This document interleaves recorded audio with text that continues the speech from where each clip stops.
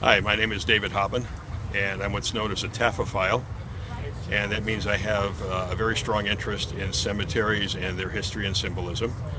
I got involved in my interest in cemeteries and graveyards about 15 years ago. I grew up in Chicago and am a blues fan and started finding the graves of old historic and famous blues musicians back there.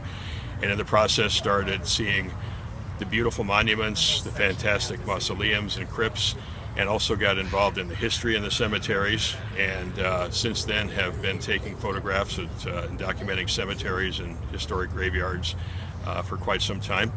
I put them on internet sites, and primarily for genealogy, so people can go to these sites and not only find out information and background on their relatives, but also pictures of their graves.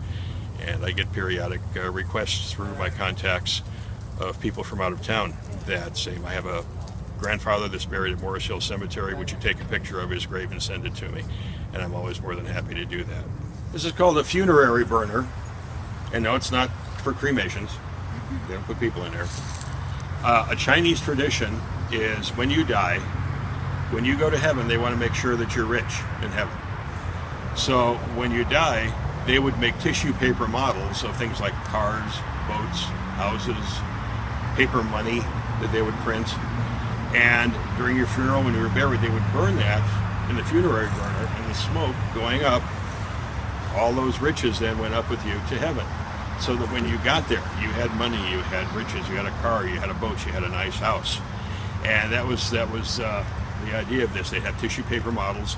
They would print out money, really pretty colored money. They called it hell money, and they'd burn it in here as well. And that all your money then you'd go up, so you'd be rich, and you'd have a lot of stuff when you got there.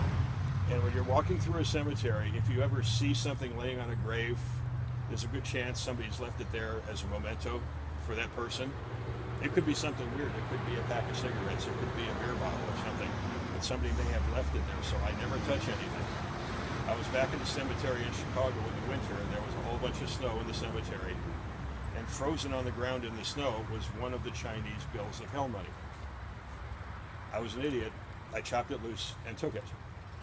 Never take anything from a cemetery. I had the worst luck I've ever had in my life the week after that.